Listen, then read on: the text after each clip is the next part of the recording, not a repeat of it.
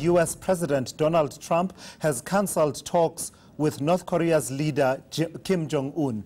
The two leaders were expected to meet in Singapore next month.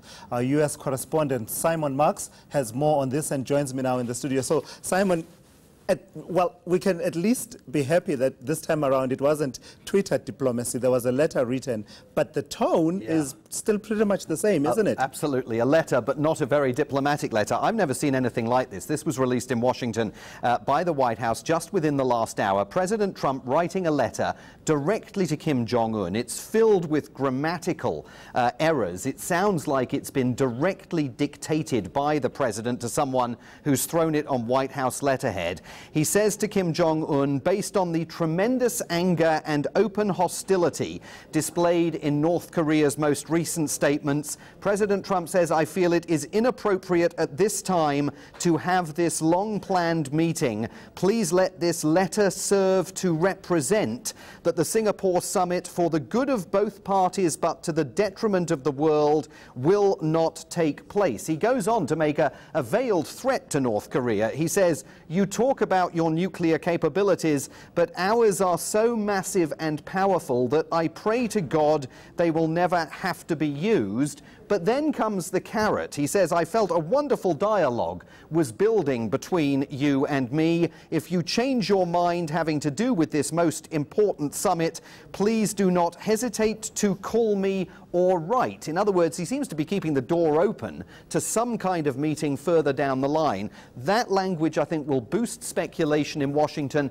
that perhaps these two men have spoken on the telephone personally. That's never been disclosed to the public. It's also important to note, Tulis, this appears completely to have blindsided the South Koreans. A spokesman for South Korea's president has just said they've read the letter, they are trying to understand what President Trump's intention is. That would suggest no one in the White House thought it was worth giving them a call and saying, you know what, we're not going to go. Yeah, where did it all come from, Simon? Because, I mean, we were seeing some progress being made, not only between, in the inter-Korea dialogue that was taking place with the participation of countries like China, but we were seeing Mike Pompeo, for example, engaging with the South Koreans, and it seems over the last week or so, all of a sudden, everything fell apart. Well, Mike Pompeo visiting North Korea and meeting Kim Jong-un twice. And bear in mind that only today, the North Koreans have been blowing up tunnels at what they say is their only nuclear test site, an act, they say, of détente with South Korea.